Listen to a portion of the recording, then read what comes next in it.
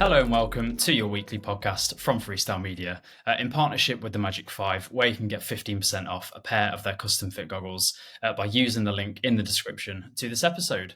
And do also check out Oxalt Strength and Conditioning. That's Nathan Oxford. He's a strength and conditioning coach who works with swimmers and athletes alike, and he's been getting great results for us swimmers both in and out of the water. So you can check his work out at www.oxalt.com. So this week, I'm joined by Sean Balmer, head coach at Cockermouth Swimming Club and a long-standing volunteer in the swimming world. So thanks for coming on the podcast, Sean. Well, first of all, how are you? How are you doing today? Good. It's dreadful weather out there. I'm just looking out into the garden, which it certainly doesn't need watering after today. It's we've had quite a contrast, haven't we? Like 2 weeks ago with glorious heat wave, and it's autumn is hitting us for sure now. Yeah, absolutely. So it sounds like you've had various roles within swimming, over many years, and also various roles outside of swimming. Sounds like you've been a very busy man from a working point of view, whether that's voluntary or paid work. So can you just give us a kind of a flavour of what you're up to now and all the things that you're involved in? Okay, so I'm head coach of Cockermouth Swimming Club. We moved over to the beautiful Lake District here in 1995, or I did in 95. My wife and first child followed me the following year, and I've been here ever since. I was asked by Eleanor Walsh. I'd been previously a coach. Eleanor's just got a British Empire Medal for voluntary services, so you can maybe gain from the ethos of the club everything that is within our DNA. I was asked in about 96, 97, would I mind coaching, because she knew I'd already been coaching over at Middlesbrough, where I first started. And, I was going to say I've been volunteering here ever since, but in total, I'm in my 56th year now. I first started volunteering 40 years ago. So it's some time, I think, in the volunteer. I wouldn't like to add up the number of hours that I've given up. But up until recent years, I'm sort of semi-retired now. But hopefully, that'll be a long glide because I do enjoy doing it. But I'm doing in a number of executive positions within business, but also in government bodies as well. So quite a busy role, but enjoyable, and made more enjoyable by being able to step out of an office environment and go do something good for society. Yeah, absolutely. I mean, it's interesting because we had a podcast recently talking about the mental health benefits of swimming. Mental health generally, and the impact that swimming can have on it from a positive and a negative point of view. But the overriding feeling is that it's a very positive one. And you talking there about always being able to step out the office environment and head to the swimming pool, whether it's to be on deck or actually get in the water. It's something that, there were 5 of us on this podcast, and we all said the same thing. We all have our different jobs, and stresses of life, but there's something about swimming that just calms you right down. I don't know whether it's that embryonic stage when you're in the womb and then you just get immersed in water, and maybe not in the winter when it's freezing cold, but it is something. It is something about that. I think that sometimes if I haven't been in for a while, you just dive in and you almost just want to float there for a couple of minutes just to get back into that feel. But it is. It's something akin to that. Yeah. Are you a swimmer yourself? Do you still get in the water now? Yeah, twice a week. I was going to say I'm probably the best attending morning trainer over the last 15 years because I get in every Friday and every Wednesday morning, and actually do train with the athletes as well. So it is quite. In fact, there's a number of masters type swimmers. I'll say masters swimmers. Some of them are not necessarily swimming in masters events. I don't compete in any masters events, but of that age range where you'd class them as a masters swimmer. No, that's brilliant. Do your masters swim alongside the age group squad, or are they 2 separate sessions? Yeah, well, we swim in a separate lane, but we basically do the same session.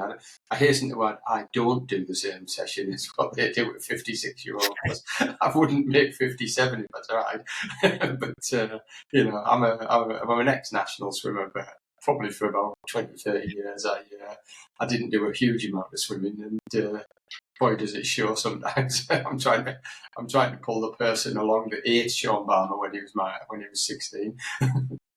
No, that sounds good. And apologies if you said this earlier, but obviously you've given us a brief overview of your time at Cockermouth. But have you ever coached anywhere else in the past? Sort of where did that coaching journey kind of begin for you? Well, it's really interesting, and I put this down maybe to some of the success that we've had and I'll say luck, because it always comes with a little bit of luck. But my first coaching job was at 16, and I said job, it was voluntary, but I was helping a chap called Dave Vance at a club called Stockton Aquatics. And Stockton Aquatics was one of the very first council-run schemes that was ever set up.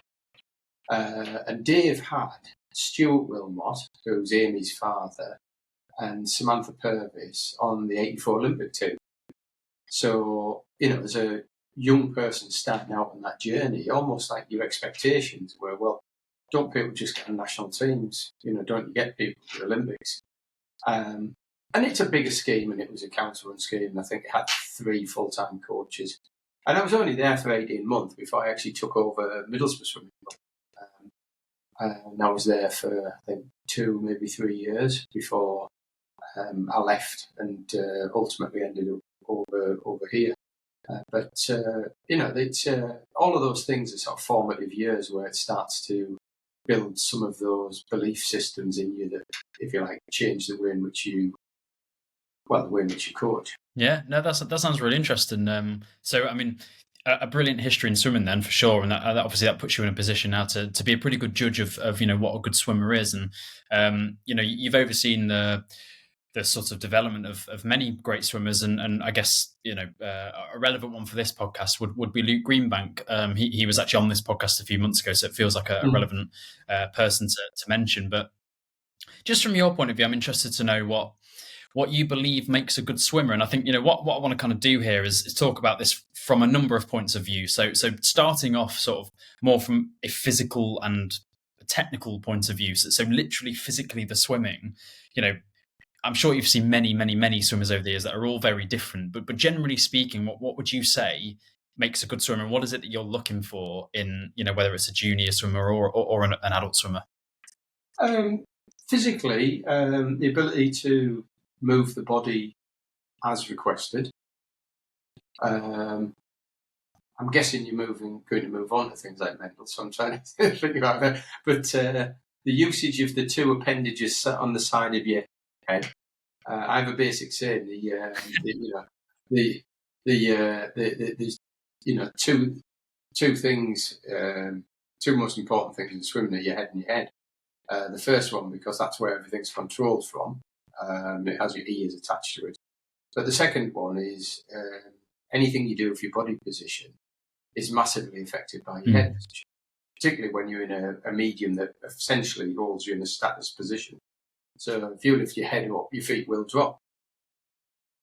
If you bury your head down, your backside will come up and your feet will come up. So understanding those basics and educating younger people about those basics, about generally how they move the body in the water, actually is really quite important. I think it's probably the most physical thing. And a willingness, ultimately, once you get past that initial stage of being water confident and actually being able to train, is that ability to actually train well. And I don't mean that and just flog people. Again, it's that brain thing about your head and your head, being able to think and execute the things that you're being asked to do. And though that might be doing it slowly, it might be doing it technically perfect, but it also might be doing it really, really, really hard whilst maintaining that technical perfection. I'm interested, have you ever, and I'm not saying for 1 second you should name names here, but have you ever come across a swimmer whereby when you're swimming, when you're running drills, for example, their swimming is absolutely beautiful and you just think, what a swimmer. But when you put them at speed in a race, for some reason they can't quite translate that brilliant technique work into great technique at speed. Have you ever found that? I would say more so I've had swimmers that are brilliant swimmers that haven't conditioned themselves properly to be able to race. So I see it as a process that effectively you take a personal swimmer, and they might have great technique, they might be naturally good feel in the water, but you've got to put it under pressure. So I came up with this only about a year or two ago, and there's three things that are in sport. You learn a skill, you put it under pressure, and then you learn to race. Now, any set that you do, or should any set that you do, will be one of those three things. And if the swimmer is there and they're diligent and they're executing the things that you're asking them to do, then great. What you find, though, is on that type of person that you described earlier, is that they have the skills, but they don't put them under enough pressure, or they don't attend often enough so that they can put them under consistent pressure. And therefore, when they go to a race, it falls apart. But if your attendance is good, because you can't coach anybody who's not there, but if your attendance is good, that's the part and parcel of the coach. That's what they're training you to do. Yeah, it's a really interesting point. And actually, from my point of view, I'm seeing a lot now. Well, I mean, the way that swimmers are being coached, and also at the very elite level, the way that swimmers themselves are maybe taking a bit more responsibility for their own programs, is something that is obviously always evolving. But we've seen quite a shift, I think, in recent times with sprinters, where they're taking away a lot of the yardage, and they want to do a lot of their own sort of work separately to the rest of the group. And we're seeing with a lot of sprinters now this idea of a sort of bipolar training, where they either swim very, very slowly or very, very fast. And again, I think that's a very, very interesting approach, not least because the idea of swimming really slowly with perfect technique to then suddenly sprinting, I think I sort of almost think in my mind, does it not take a little bit more than that in terms of, do you not have to build up the speeds slowly to be able to sort of translate that technique?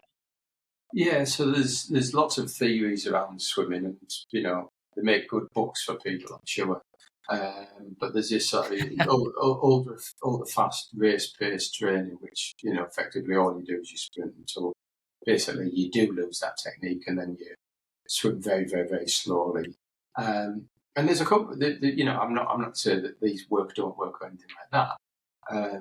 But you've also got to look at your program. That's easy if you've got 2 or 3 swimmers in a lane. If you're at a national centre, but I mean, you had Luke on previously. When Luke was swimming, he'd regularly be training. We only have a 4-lane 25-metre pool, and the lanes are narrow. He'd regularly be training with 8 to 10 lanes. And when he was back, because obviously he left 2016, but when he left, we'll go and train with Adam and Mel. He was back visiting one day, and I sent Mel a photo, and I said, please, can I have some extra space? Because I had a loop in a lane with 12 people, and the lane next to him had 13. And your intervals are literally 2 seconds or 3 seconds. So the theory, it's the old Mike Tyson thing, isn't it? Everybody's got a plan until somebody punches you in the face. Well, you can have every plan and theory that you like, but you start doing really slow swimming or really short, fast sprints with 13 in the lane, and it'll be like swimming in the sea on a bad day. So you've got to balance it with your actual environment that you're swimming in as well. And it's the same for masters, and masters typically just purely and simply because of adults are physically bigger as well. So you get a volume of people trying to do stuff like that. It can be quite difficult. My basis of coaching at Cockermouth, along with the other coaches, of course, is we do a lot of what I would call threshold work, and it's paid dividends. But basically, you do a chunk of swimming where you get the technique right, and then you hold people at a threshold level or just below, and at that level, this technique doesn't tend to break down, and then you do some shorter work and you build up to major competitions, and we only do it really for national age groups or British nationals. You then start to hone that racing skill. So those 3 things of skills, pressure, and then learn to race. The learning to race really comes in at the back end. No, that's interesting. And again, talking about this idea of being technically a good swimmer, you mentioned, Mel, yourself, and I know I've mentioned this on previous podcasts, but again, I'm quite fascinated by the idea that when she saw Adam Peaty swim for the first time, she watched him do freestyle and thought he's just like every other swimmer. Then she watched him do breaststroke and thought, no, he's different. But because he really specialised in this one stroke. And how common has it been for you over the years to have a swimmer who's fantastic at a stroke, and then the other 3 strokes they're okay? I think they tend to specialise as they get older. But if I'm honest, we tend to. Everybody who comes in the water up until the age of 15, effectively we treat them as a medley swimmer. So people probably won't know too much about Luke, but Luke's a double national champion on fly as well. Even the likes of, some of the very specialist people like, Ed Baxter, who's Adam's partner in business. Ed was a great 200 breaststroke swimmer, British junior record holder. Ed could still whip out a pretty decent freestyle, not so much on back, I hasten to add, but a reasonable fly. Not national level, but he'd get to. But his medley is pretty good. And I think particularly when you're talking about age groupers, you've got to find that balance, in between all of it, and then start to specialise maybe when the turns start to move from 15. Because, an interesting fact, Luke holds no county age group records, none, until the age of 13, and it's butterfly. So interesting, very. So you take somebody like Luke and you think, just must have been an amazing swimmer all of his life. He had a lot of rivalry between 11, 12, 13 with others in the club, and it's only then he started to move away from people on backstroke, particularly to the dirt. Well, obviously we didn't put the world junior record, so ultimately the most dominant 200 backstroke swimmer at 17. Yeah, I can imagine that's more prevalent with men or boys as well, because they tend to grow later. So, I don't want to put everything down, of course, to size, but of course, you could easily have 3, 4, 5 inches of growth all of a sudden at the age of 15. And clearly that is going to make you a lot faster. Whereas obviously girls tend to grow and finish growing a lot earlier. So I guess you probably tend to know, don't you, at a younger age with a girl, whether they've got genuine potential or not, or just you get to kind of get a feel for their level. But with boys, you're never quite sure, I suppose, at the age of 13, 14. Yeah, I think there's a really good point there. Girls, you tend to put this in the right way. You tend to understand the physical attributes of a female earlier, and I think that and they do range massively, as you can imagine. And obviously, puberty and the body changes in a female make quite a big difference to the physicality of them. Some of them just grow really tall and lean and that, and some of them put on more body fat, and that just needs to be managed well with them, because it's a difficult time. The number of girls I've had where and at an international level as well, where they've had 2 fallow years between sort of like 12, 13, 14, because the body's just changed that much, and you're pulling a different human being through the water than what you were previously, whereas lads do tend to just grow bigger and stronger. Yeah, absolutely. You said earlier about the head and the head being the most important parts of swimming. So let's talk about the head and the sort of mentality of swimming. So from a mentality point of view, what makes a great swimmer in your eyes? So I'll reference somebody else who said this. I was chatting to the kids one day, and Chris Greenbank, who's Luke's father, helps me on the boat side. And I said, Chris, what made Luke better than others in the what? And it was the simplest of answers. He said he listened and he applied. You didn't need to tell Luke twice. And almost the more demanding it was of him, the more he enjoyed it. So I think there's a bit where you've got to recognise it's a journey, but also in part and parcel of that journey, you've got to recognise it is quite a difficult journey. Through, nobody, I don't think there's any sport, and I'll stand to be corrected by any of the viewers out there, but I don't think there's any sport that puts in the equivalent yardage or effort that you do in a pool. So we were talking prior to this that we're coaching 9 sessions a week. And of those 9 sessions, the kids are probably doing anywhere between 5,000 and 6,000 metres a session. If you translate it on a running rate, so that's about 45k. If you translate that on a running rate at a ratio of about 4 or 5 to 1, there's not many athletes who are going out there and training 250,000 metres a week, So, and I'm not suggesting that's right, wrong, or indifferent, and we're probably quite low in our yardage. Well, I keep saying yardage, metres by comparison to some clubs, but I think the level of effort and the application that goes in is significantly different. But I also think that brings with it so many great rewards about self-discipline, time management, all of those sort of things that, and I mentioned earlier, business person, they'd be all the attributes I'd be looking for somebody who, came out of a swimming program.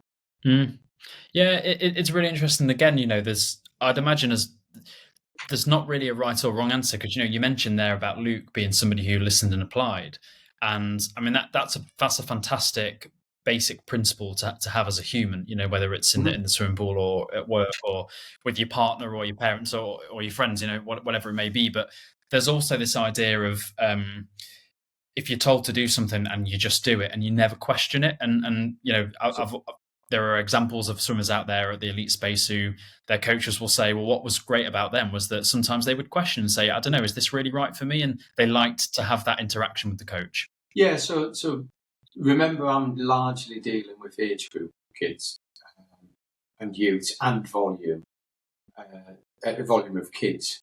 So, if you've got 30 kids in the pool, you can't, or even where Luke's still probably closer to 40, 45, but you can't then be answering every. Could I just ask you a quick question about that? Oh, I've got a question over here as well. Okay. There's a certain amount at sort of like the early teen years where it's no, just do it. And if there's a problem or anything like that, we can have a conversation later about it. But that changes as they go further in age, but also in capability as well. So maybe should have clarified that. But there isn't a bit where it is a democracy, but it's a democracy of one half grade when kids are younger. You've got to get them to do kind of what's the right things, because ultimately the other side of that is we try to educate them as well. The education, we start every session with a little discussion, we finish every session with a little discussion. That's where the education bit comes in. And so last night even I had one of the girls that swam in a Epic Lakes event this weekend. She won the females. It's only 15. But she'd come out and she'd cut her foot quite badly, so she wasn't training. So I just said to her, come do the session, will you? You take it. So I had a 15-year-old take the entire session 4 lanes. Oh, great. We had other coaches on the pro side, but largely I just stepped back, let her take the entire session and just nudged her every now and again and said, you know what you just said to such and such? Did you then follow up and watch it? No. Right. Well, how do you know if they did it correct? Did you? And I said, you've done, and she did a fabulous job, absolutely fabulous job. But I said, all these things that you're saying and doing are absolutely right. What you've got to do is you've got to remember to reinforce them again. Even if it's just a well done, or maybe next time an extra kick, or you break out, you're a little bit slow at this, but whatever it is, all the things you're saying are great. Just make sure that you constantly reinforce them, constantly reinforce them and reassure them. Yeah, no, I think that's a really good point. And so the final point of what makes a good swimmer and is what I want to talk about is more from an ambassadorial point of view. But just before we get onto that, just to kind of wrap up the physicality, the technique and the mentality, everything that makes a swimmer, in the actual practice of swimming in a swimming pool or racing or training, whatever it may be. We spoke before we went on air about the honesty of swimming and how, you can't stand up on a block and expect, a PB or just a great time if you've not put the work in. There is a real purity and honesty about swimming, sure. Yeah. Do you also think, though, and I guess what I'm talking about here maybe is that transition from, an age group at 15, 16, even 17 years of age being really, really good, and can they make that next step? Do you think there is sometimes an element of just good timing, maybe a bit of luck? Yes, they've put the work in. Yeah. Yeah, I mean, Joe, I always quote this to the kids. Who wanted to be a medley swimmer or backstroke swimmer in America when Phelps and Lochte were? So, yeah, look, absolutely, did Luke fall lucky? He did in a certain sense, but we never had many good backstroke swimmers, and I don't mean that disingenuously to people who were decent backstroke swimmers, but very few were at world level. In fact, I think, I might be wrong on this, that Luke's medal at the Olympics was the first backstroke medal we'd had since 1908. So I'm fairly comfortable that I'm liking what I'm saying. I think it might be as far back as that, but it's certainly a long, long, long, long way back. So, there's a bit of luck about that. But I think that there's also, I mean, you mentioned there about the mentality, the physicality and all this. I'm a big believer in the mentality that I use a terminology called substantiated belief with the kids. That if you've revised and revised and revised for that maths exam, and you've covered all the attributes of, trigonometry or whatever it is, when you go into the exam, you're probably less nervous than the guy that got up on the morning and had a quick flick through the books. And that nervous position in translating into swimming means that when you stand up on the blocks, and I have a quote on the wall from Ian Thorpe, and it was taken out of an American article, an American newspaper, and it says, I'll paraphrase it, but I didn't realise I was that good. I just knew I trained harder and better than anybody else. So when I stood up on the blocks, I had an inner confidence that I just could not be beaten. And I think that's the nub of it. That if you're getting feedback that says your underwater work is amazing, oh gosh, you started, you can't do that. Your times, I've had swimmers previously could never match those times. That person grows such a, say, the Ian Thorpe, but when they stand on the blocks, they look there and go, these guys can't beat me. Or those guys are just better than me. And that can be the case because Michael Phelps and Ryan Lochte situation, If you were a medley swimmer trying to swim at their time, it didn't really matter. You were finishing third at best, because you had both of them changing world records all the time. Absolutely, yeah. No, it's a really good point. So let's get on to the final bit of what makes a great swimmer then. And this bit's slightly different because, what I want you to do here is maybe take yourself away from the pool deck of having a squad of age group swimmers and think about our industry generally. And, obviously a lot of people listening to this are adults, they're master swimmers, not all, but most. So from a kind of an ambassadorial, I can't even say that word, ambassadorial point of view, what do you think makes Yes. Well, who do you think makes a great swimmer? Oh, what? I would say nothing different to what makes a great person. That they're caring, they give back, they have a good attitude, they're friendly, they can build relationships well. None of this is swimming related. It's about the individual. And we talked earlier, and I say this all the time. So, my best swimmer ever isn't Luke Greenbank. People look at you like, well, of course he is. He's, or Ed Baxter or whoever, any of the international ones. And I always name a lady. I won't name her, but didn't really do an awful lot in swimming. County level, may have qualified for regional. I'm not even sure she qualified for regionals. But what a person she was. While she was in the water from a very, very, very young age, she was helping others in the lane. She was encouraging them. She didn't realise, she knew at that point that she probably wasn't going to be a swimmer. But she was always focusing on the outcomes of the greater group of people. Also then did qualifications for timekeeping, judging, all of those sort of things. Helped out at meets, helped out in club championships, and you just look, well, wow, what a person! And we've got a lot of people who do that. So I have a commitment sheet that I ask the swimmers to complete each year. They're just in the process of either finishing them or had feedback. But it only asks 4 questions. What do you want to achieve short, medium, term? Which is the swimming bit. What do you want from me as your coach? Again, swimming bit. So I'll refer to that. Second one is what do you want? What are you prepared to do to achieve this? Third one, what do you want from me as a coach? And the fourth one is what you're prepared to give back to the club, given that this is an entirely voluntary organisation, and we're looking for people to be good citizens. And it's amazing. I walked on the poolside last night, and we've got, I think, how old? The 11 or 12-year-old helping out with the very young ones, under supervision, of course. They're not just thrown in there, but that's them volunteering to do that. Yeah, no, that's brilliant, and I've seen many examples over the years, from being an age group and myself through to being a master swimmers, where you do get people willing to take the session or just help out on poolside, and like for example in our age group club when I was a kid, we'd have like a session and then a session after for the slightly older people, so you'd get some of those older guys coaching the first session, volunteering, and then they'd be getting the trunks on and going in for the second session. I think exactly that's great, even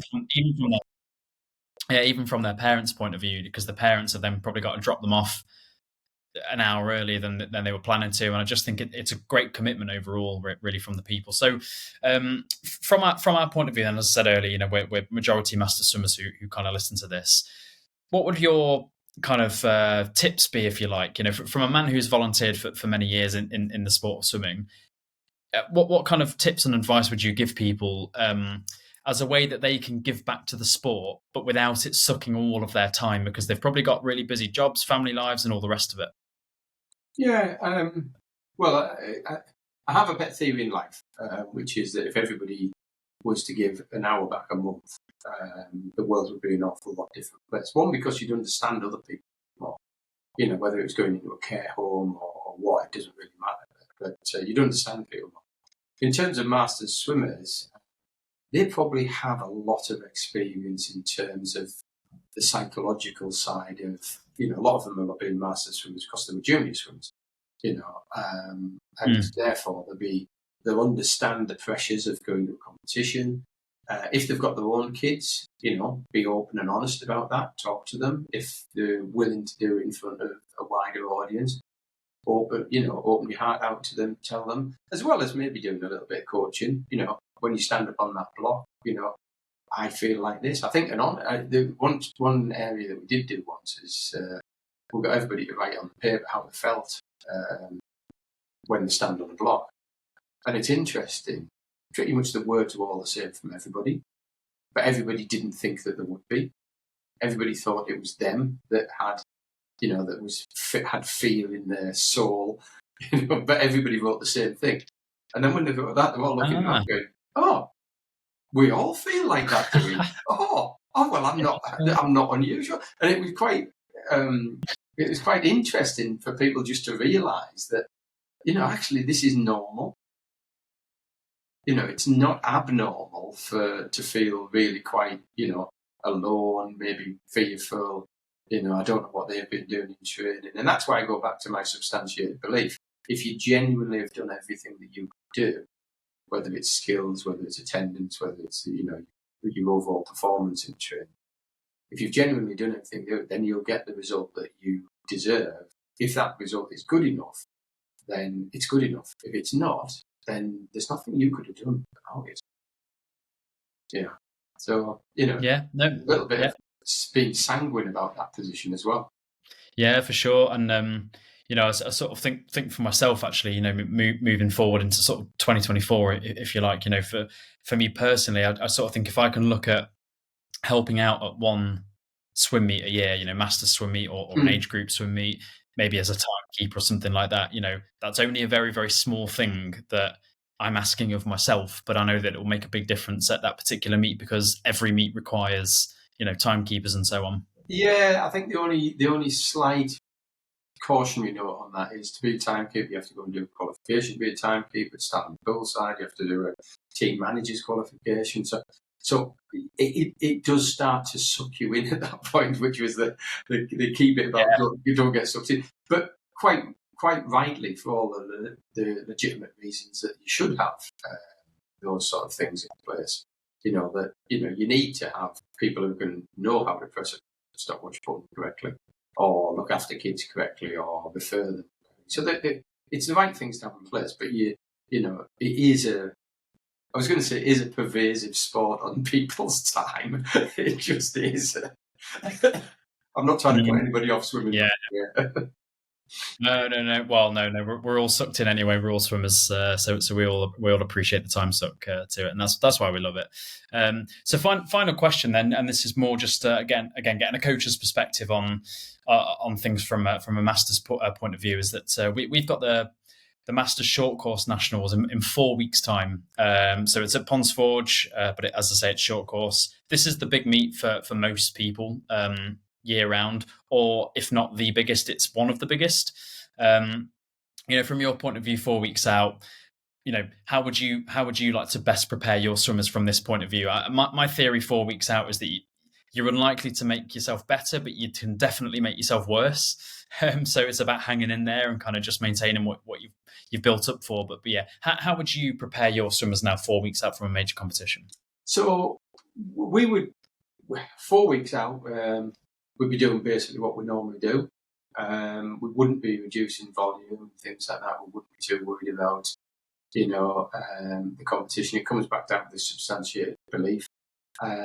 What I would be doing is trying to really focus in on the skills and make sure that they are as good as what you believe they can be. And then a little bit of race preparation, whether it's literally just working off the blocks in your breakout, because you push off a solid object. Well, if it's short course, if you're doing 100 metres 4 times, dive and 3 turns. Rarely do you get that in swimming. And if you're good at it, it can make such a difference short course. But I think generally I'd stick with your regime. Don't change diets. Don't change routines. Be confident in what you've already done. That's the main thing for me. And a little bit of that race prep, or that third element. As I say, we only bring it back into at the end of the cycle. We don't do much race prep. But maybe do 1 or 2 stand-ups and see how it's going. But don't lose heart if it's not where you think it is in a stand-up, because it's entirely different from a competition. Yeah, I love that you've made that final point about stand-ups, actually, because it's such a fine balance, isn't it? Because if you're, as a coach, if you say 2-3 weeks out, right, let's do a stand-up, and then somebody puts a great performance in, then you're probably standing there with a bit of relief on your face as a coach. But if somebody doesn't do so well, you risk kind of putting them off and making them think, oh my God, I'm going to do terribly. So it's a difficult balance, but it's so good to kind of get one out of your system, I think. I think it's important because it's rarely do you ever have it where it's so horrendous that you've just destroyed the person. Rarely does that happen, and particularly I guess with masters. Masters swimmers are a little bit more switched on, and they're older, they're more mature generally. But what I do find is that with age groupers, that you can, they tend to be quite fired up for these things. So you don't want to start them too early on it, because, they just want to do another stand-up after that and another one, because I just want to demonstrate how amazing I am. Whereas, the masters maybe 1 or 2 before they go away, and but I say, don't treat it as that'll be the end result when I'm in the competition, because a little bit more rest, as we all know, a little bit more rest, a little bit more sort of like in the moment when it comes to that competition, it can make a huge difference to people. And having just come back from nationals in July, August, our guys, they smashed it. So, really happy with that.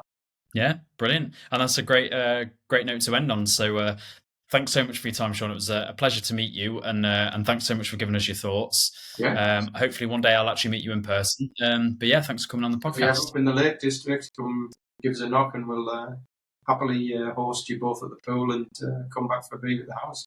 Absolutely. Thank you very much. Cheers.